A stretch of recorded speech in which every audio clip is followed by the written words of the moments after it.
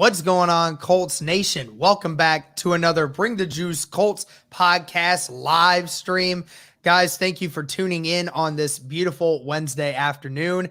Today, we're going to be talking a little bit of fantasy football, not necessarily just Colts players, but fantasy football in general. You know, it's about that time. Football season is almost about 30 hours away at this point. So it's really close. And I have a special guest with me today. I have Vic from Dynasty Bros Fantasy Football Podcast. I've had him on before several times whenever we get ready for the season, and anytime we need a fantasy expert, we always try to bring him back on. How you doing today, man?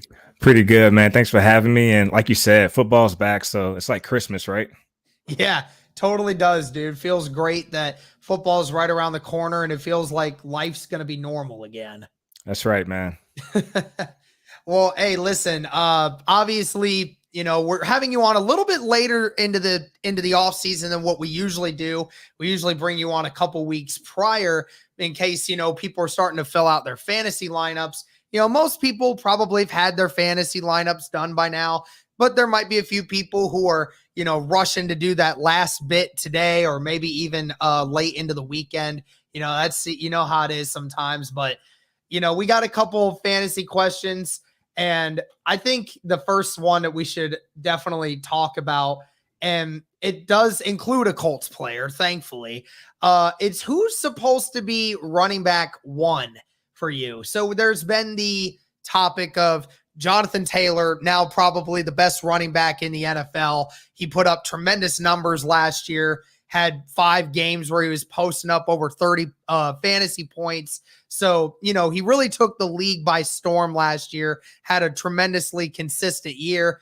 And then you still have this other elephant in the room in Christian McCaffrey, who, if you can get past the injury aspect of it over the past 2 years, Christian McCaffrey was high and away the best running back fantasy-wise that you've seen. So when it comes to these two particular players, talk to me about how you decide, like for fantasy wise, how you would go about drafting these two. Which one stands out more than the other?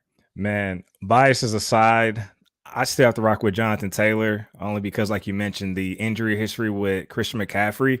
I mean, the Panthers, they just run him into the ground. Like his snap percentage is around the 80-90% range, which is very high.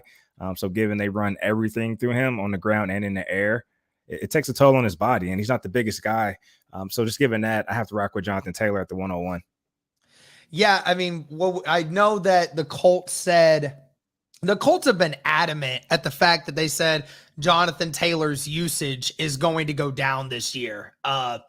Obviously got the ball 320 times last year running the ball and touched the ball 40 times for pass catching. And we honestly know that there's a couple times that Jonathan Taylor probably could have had a few more catches had Carson Wentz been looking his way.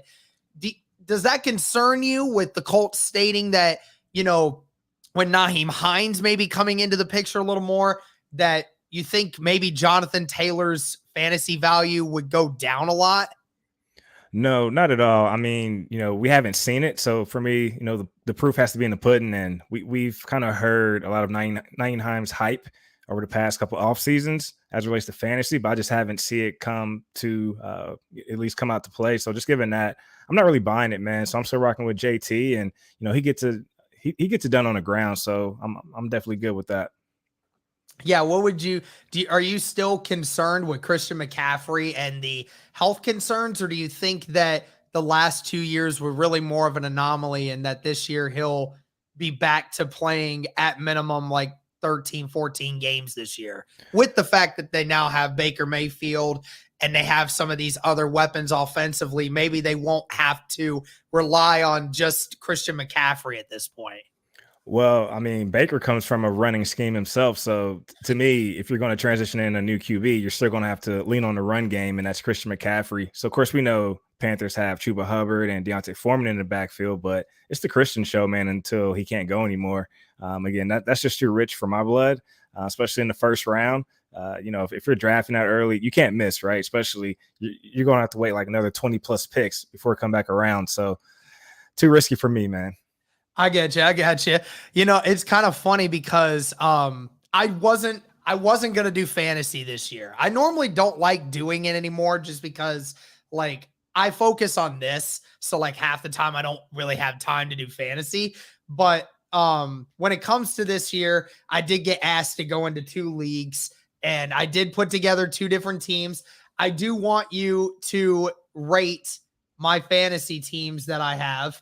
I'm going to pop these up and I'm going to ask you to rank it based on what I have here. So I'm going to share my screen and I'll let you see it. You'll see it here. And so when it comes to let me see if I can make this full screen or not. I think that's about as best as I can get it.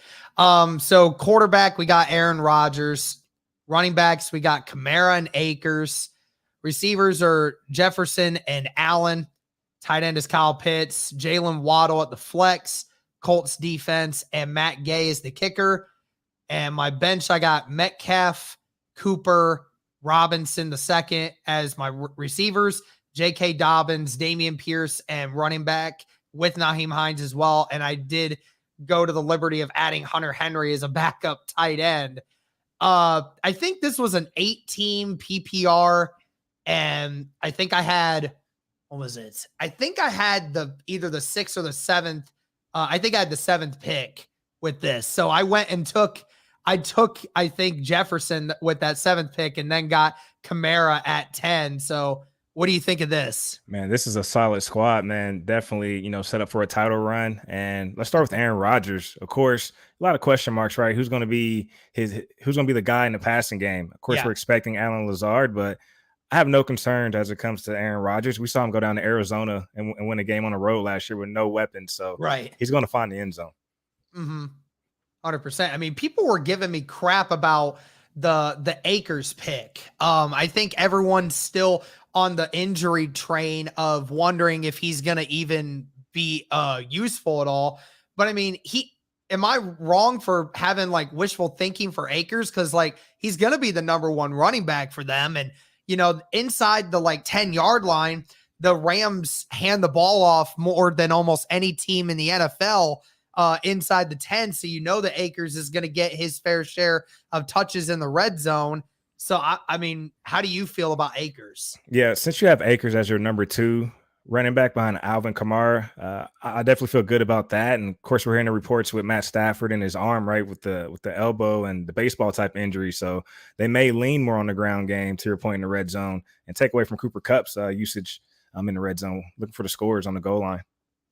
Yeah, I certainly hope so. Now, we did hear them say that Matt Stafford is supposed to have no big issues with the elbow. At least that's what they're saying. In regards to Cooper Kupp as well, I know obviously most people have him as pick number 3 because last year, I mean, he absolutely set the fantasy world on fire. Yep. I think he was projected to have like 325 points. And he ended up finishing with like over 450. Yeah. So like he absolutely set everything on fire.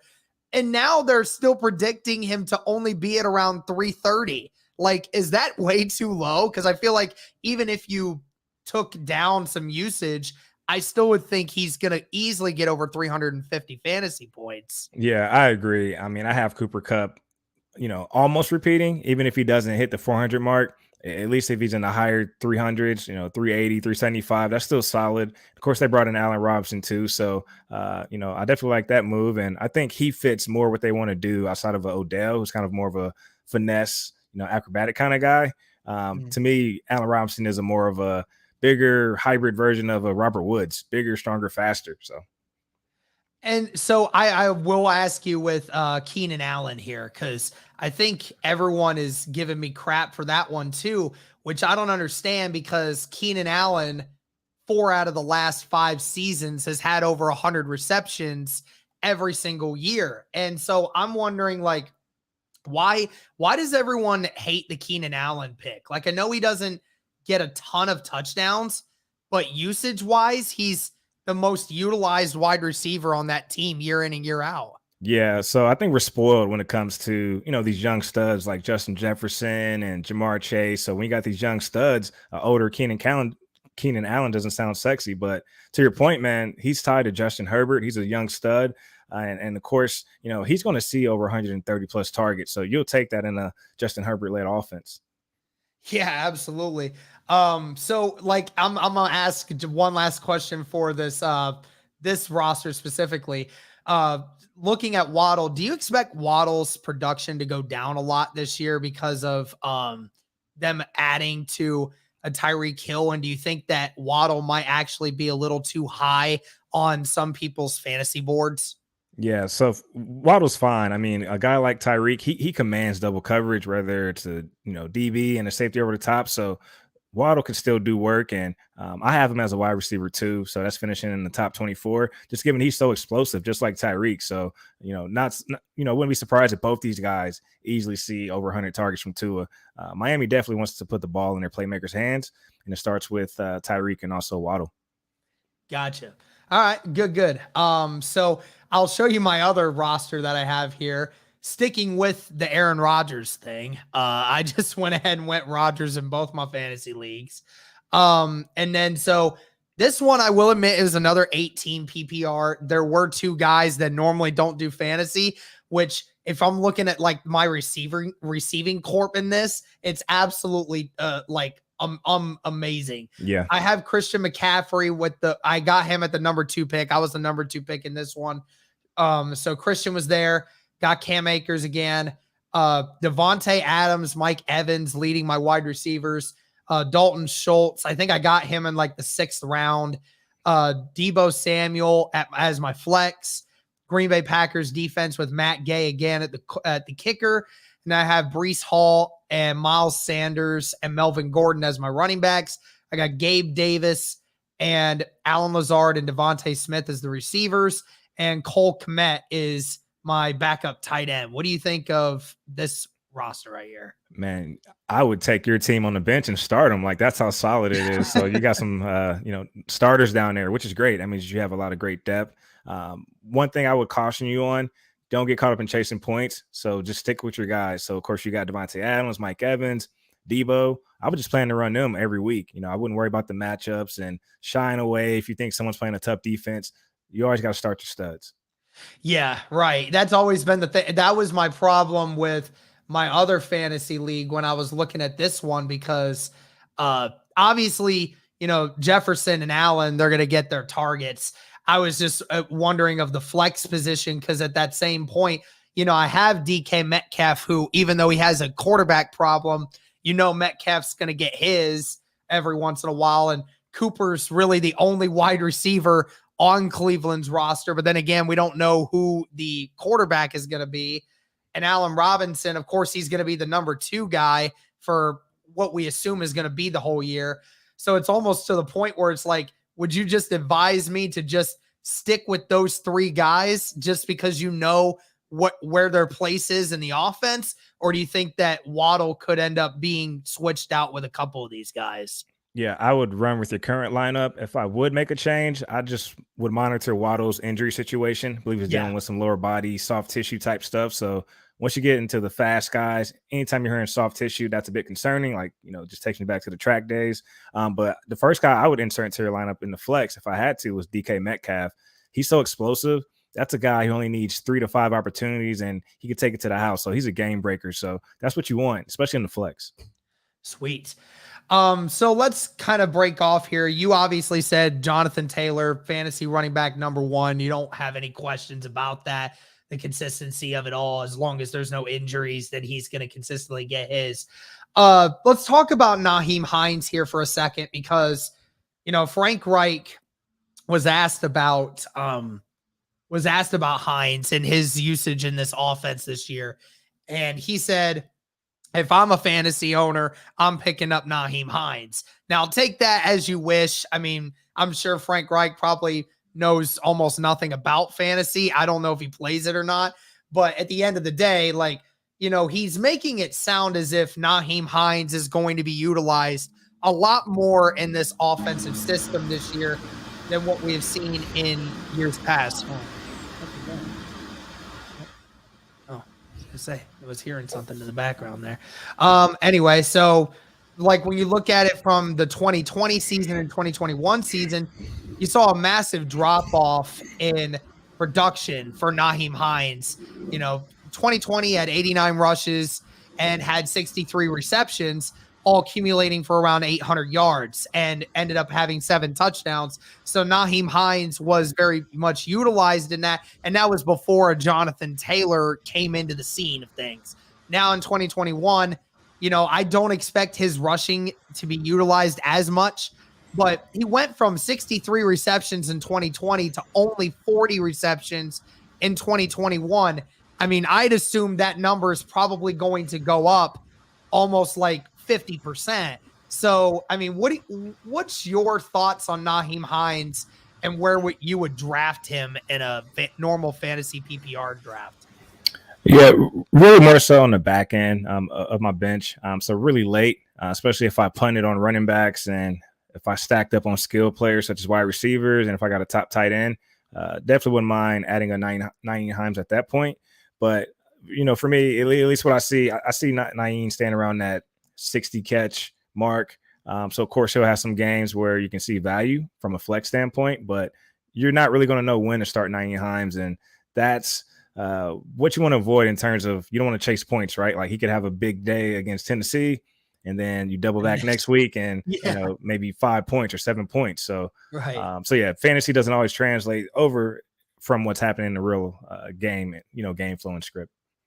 Yeah, I think that's one of those things where Hines is best utilized to grab if you have a large draft with like 12 to 14 people, and then you're stretching for running backs at the end of rounds, then that's probably one of the only ones. Like you said, his production's probably going to differ week per week. Some weeks he's going to have like 2 catches, and then the next week he could have like 6 for like 100 yards and a touchdown. So it definitely is a little bit crazy for that one. But let's talk about another wide receiver. I know I mentioned this to you last year when Michael Pittman was coming off of that injury from the first season.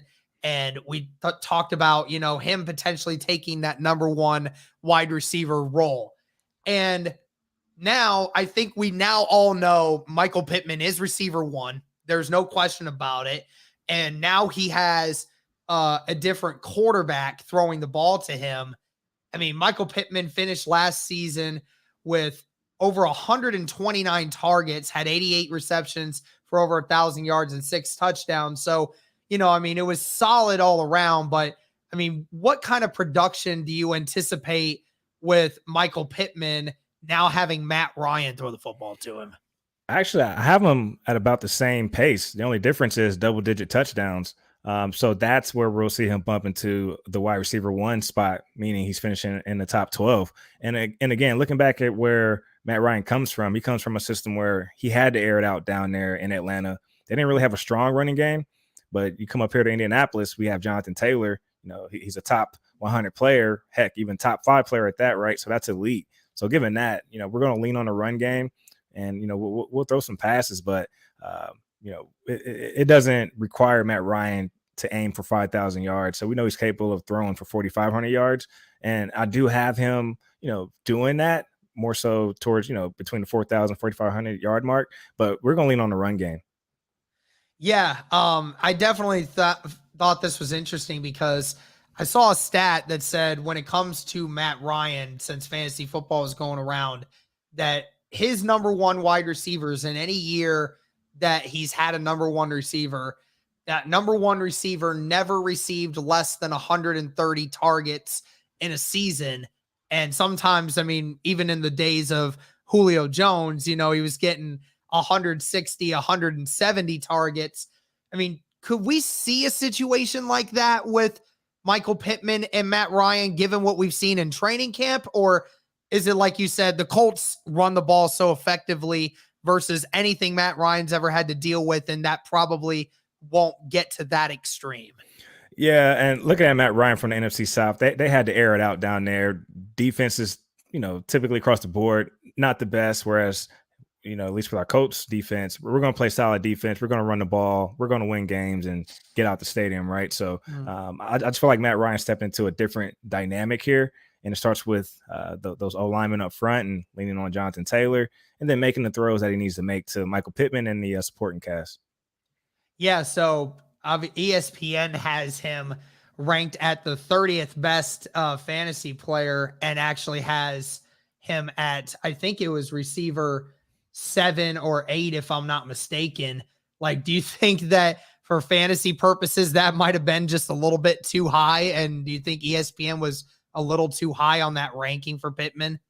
A little bit too high for me, but I still have Pittman in the top 12, more so on the back end, so that 10-12 range. And again, more so double-digit touchdowns. That's what's going to get them there. Same amount of volume that we saw last season. So Gotcha. 130 targets, that's solid, right? So Yeah, 100%. I mean, looking at Matt Ryan, while we're on the topic of conversation with that, Matt Ryan coming into a situation where he doesn't have a great plethora of, I would say, more experienced receivers, right? Like, his most experienced and best receiver is Michael Pittman, who definitely can be a force when he wants to, but behind him, there's really not a whole lot of experienced guys.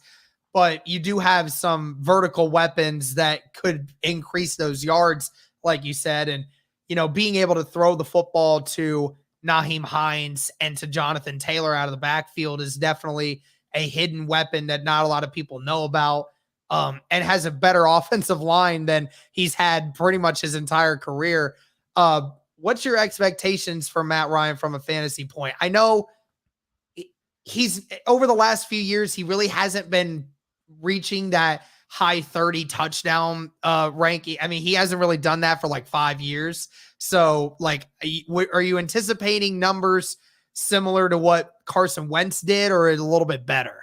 yeah, I would say similar, and only because our run game's so dominant, we don't need Matt Ryan to go out there and aim for 5,000 yards. So just given that, and we play solid defense, I have Matt Ryan finishing as a QB2, so between the 15 and 20 range, which is pretty solid. So even if you punt on quarterbacks, even in a 1 QB league, I'm comfortable with running Matt Ryan as my 1 QB. That means that I'm stacked at other positions, from a running back, wide receiver, and hopefully have a top tight end. Yeah, totally agree. Tight end purposes, since you mentioned it, I do want to get your opinion on the tight end group, like in fantasy in general, because we have, I think it was Kelsey who was rated as tight end 1. That's obvious. Darrell Waller at number 2, Kittle at 3, Pitts at 4, and I think it was Schultz at 5. Is there, which tight end outside of Kelsey, because we know Kelsey's going to be a big target once again now that Tyreek Hill's gone, but what's your view on the Kyle Pitts, Darren Waller, and George Kittle situation? Because I think some people, you could toss it up one way or the other, and any one of those guys can be tight end, the number 2 tight end. But who stands out in that category? Give me Mark Andrews for the Ravens. So, we all like to think Ravens like to run the ball, which they do, but they were 9th in pass attempts. So they want to run or throw the ball, and they throw and play through their tight ends, similar to what Kansas City does. So give me Mark Andrews. And from a fantasy standpoint, really only the top 7 really matter. Outside of that, you're playing a streaming game.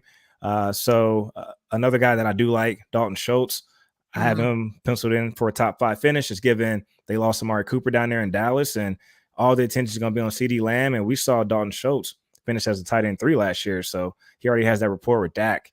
And I have a sneaky tight end play for you guys. You can probably get him even right now on waivers. Robert Tonyan for the Green Bay Packers. A lot of question marks with Aaron Rodgers pass catchers, and we saw Robert Tonyan, have a top finish a couple seasons ago before the injury. So you got to look at who's there that he can trust, and he's gotten it done with Robert Tonyan. So that's a guy I'm trying to roster as well. I'll definitely have to take a look at that. Kyle Pitts, so last year only finished with 1 touchdown at the end of the year. So Kyle Pitts really didn't deliver from a touchdown perspective. Do you think that things changed this year for him being a second-year player, or do you think him losing Matt Ryan is going to hurt him a lot because of him having to be throwing the ball from Marcus Mariota?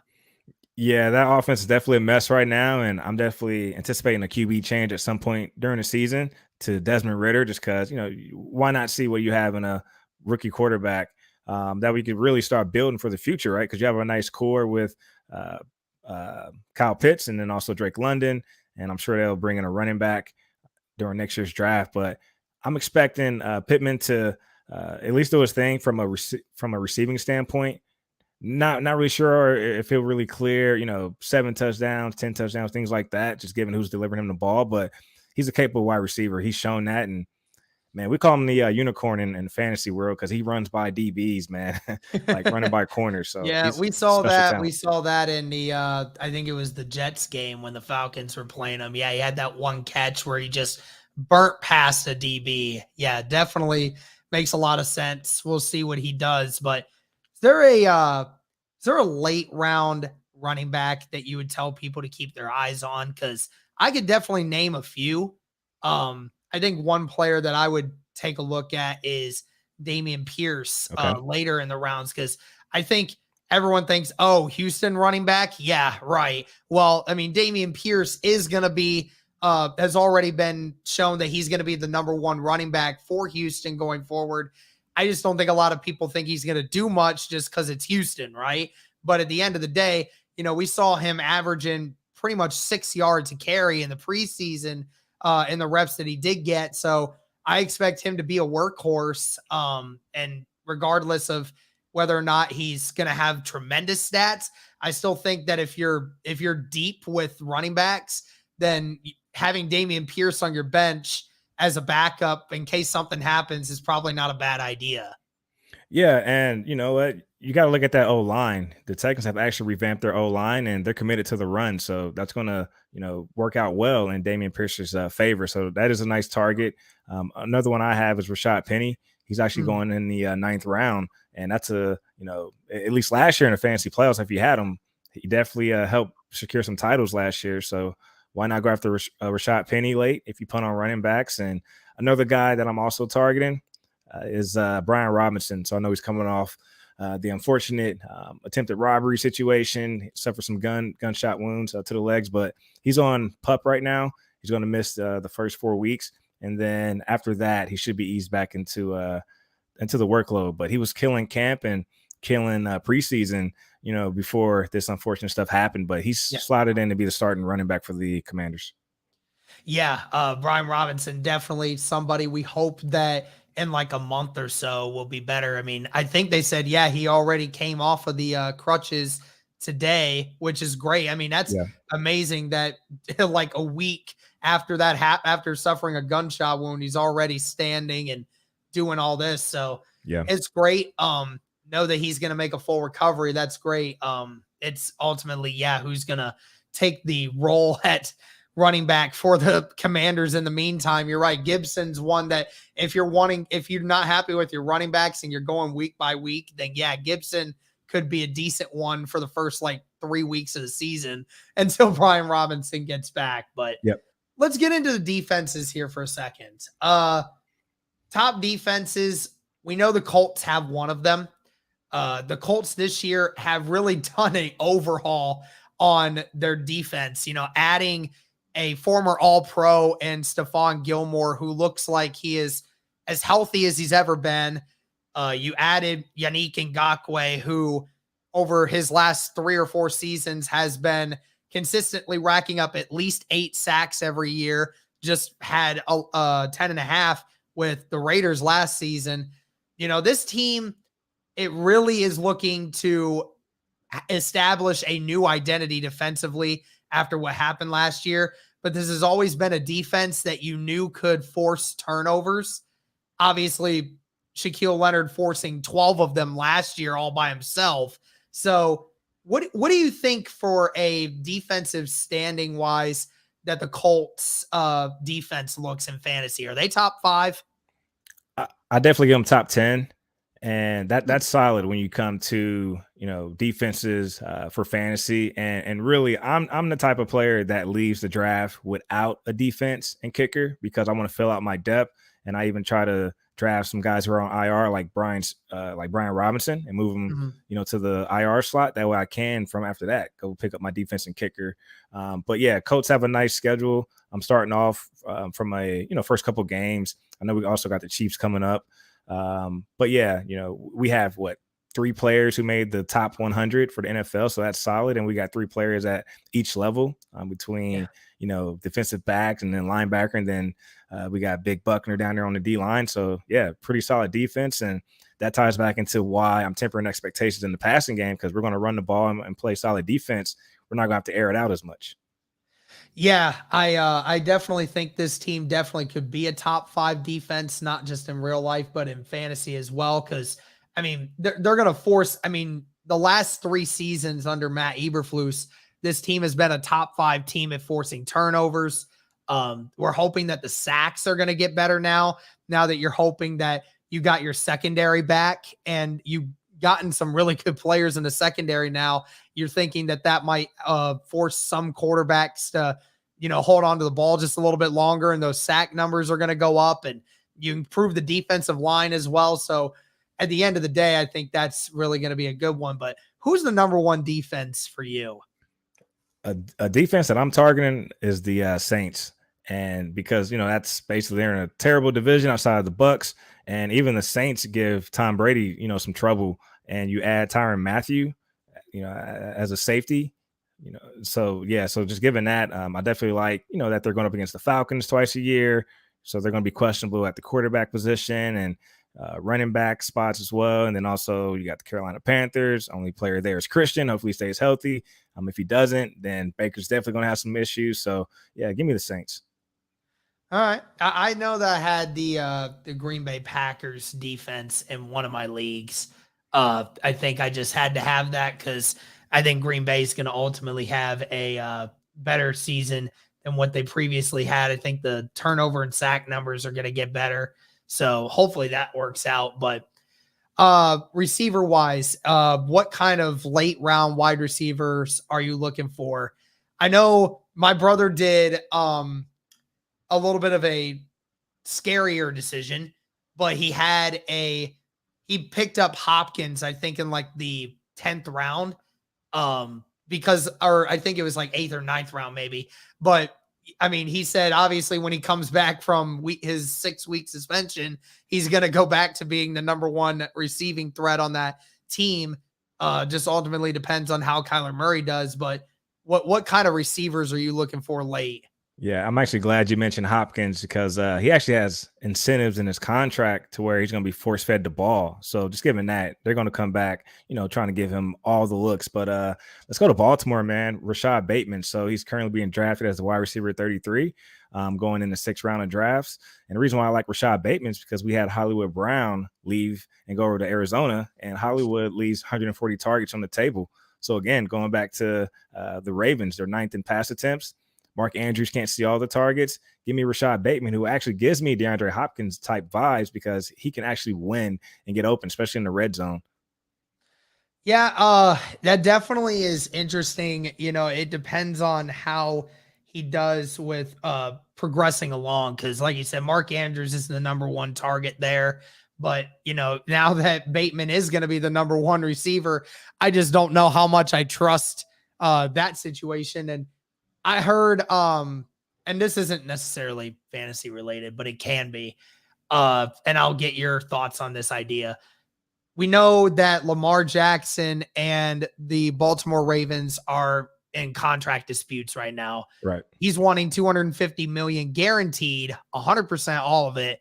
And it's sounding like the Ravens are not going to do that. There's nothing that can convince them that $250 million is worth it for Lamar Jackson at this moment in time. That being said, I've heard rumors that, and I guess it shouldn't be too shocking, because Lamar said that leading up to the first week of the season is the deadline that he would give them to give him that deal. And I mean, people are now saying that he might potentially just hold out, like just not play until they decide to give him that money, or he's just going to go somewhere else. First off, do you think that's actually something he would do? And if he did, like what that would do for like the Ravens in general? Yeah. So when these things come out, I try to take it, with a grain of salt, meaning maybe Lamar saying, hey, if we don't get it worked out by week 1, let's just table it. I'm just going to go out and ball out, and then let's, address it in the offseason. But at that point, I may just leave, right? Go to another team. So, it could go either way, right? Meaning he could hold out, but at least from what I've seen, Lamar, he's a stand-up guy. So I could see him playing and just, leaving the talks and letting it pick up in the offseason. But at that point, he could probably leave Baltimore and look at other options, right? And from an organization standpoint, I understand where the Ravens are coming from. I mean, at the end of the day, you're electric throughout the season, but we need you to win in the playoffs, so I get it. But looking at Lamar, he's watching all these other guys get paid, right? So he wants to get paid. We just watched Deshaun get paid. Walmart just paid Russell Wilson. And so, yeah, all these guys are getting paid right now. Kyler got paid. So, yeah, Lamar's definitely, owed a bag. That's how I put it. Yeah, I think that everybody wants 230 million guaranteed now just because of Deshaun Watson. Again, he was basically just bringing in, a new era of new contracts now. And I think that that was just an outlier, and that people just need to remember that it was the Browns just being dumb at this point. So I don't like it, but nevertheless, that's the situation we're in right now. So looking at this from another perspective here, top quarterbacks, who are you taking when it comes to like your top 10 quarterbacks? Like, who's somebody that that fantasy owners should keep an eye out for? Definitely Josh Allen. So when you talk about, touchdowns, most leagues quarterbacks get 4 points for passing TDs. There are some leagues who give out 6 points. So of course that's valuable, but the rushing TDs where you get 6 points. So Josh Allen, he's elite when it comes to passing and also on the ground. So give me a guy who dominates both the air and on the ground. That's how you start to at least lead the pack from a points perspective. Yeah. So, I mean, let's say your top 5 quarterbacks from number 5 to number 1 fantasy wise, who are you taking? All right. So Josh Allen, and then give me Justin Herbert, given he airs it out. Number 3, I'm going to go with Kyler just because he was off to a hot start, and, he was leading the pack for like 3 or 4 weeks in a row. Then he got hurt, of course, and lost some weapons. And then 4, give me Joe Burrow, man. Like, we love Jamar Chase. We love Higgins. Both of those guys are projected to have, number 1 finishes, finish in the top 12. So you got to love the weapons. And then number 5, I still have to give it to Patrick Mahomes. Okay. Yeah, I mean, Patrick makes total sense. I mean, it just because he lost Tyreek Hill. I mean, people are just under the assumption now that they lose Tyreek Hill and that they've lost all mojo at this point. But I mean, obviously you might see a tad bit of a drop off, but Patrick Mahomes is still Patrick Mahomes. And they did bring in guys like Juju Smith-Schuster, Sky Moore, Valdez Scantling, some very capable wide receivers that could probably have some incredible seasons with Patrick Mahomes throwing them the football. Yeah, and how many times did we watch Byron Pringle and Demarcus Robinson find the end zone with Patrick Mahomes? So these other guys who are more explosive, Patrick's fine given all the weapons he has. I did want to ask one more thing here. Leonard Fournette being at I think Leonard Fournette was ranked in the top 20 of players in fantasy this year. I think he's running back number 6 or 7 in fantasy points. Where's that coming from? I don't get it from the point of, they still have Tom Brady. They're going to pass the ball a lot. I mean, I just don't know where I'm seeing the value of is it just simply because Leonard Fournette's probably going to get a ton of touches in the red zone because, we heard about him being 250 pounds, being overweight and all of this stuff. But I mean, I just don't know why people are so high on Leonard Fournette on fantasy boards this year. Well, the thing is with the Bucs, they run a workhorse system. So only one running back gets on the field, and Leonard Fournette dominates all the touches. And keep in mind, last year, he caught over 60 passes. He saw close to 90 targets last year. So the PPR upside, that's why we have him there. Gotcha. Well, I guess before we head out, any last things you want to tell fantasy owners who are listening to this right now and they might have some doubts about either their roster, about who to replace and things of that nature? Any other comments you would give to people going into the first week of the NFL season? Yeah, well, two things. If you're drafting, definitely leverage your queue because that just helps you keep players in mind that you're not scrambling, letting the clock time out on you. So leverage your queue. It just helps you come up with a game plan.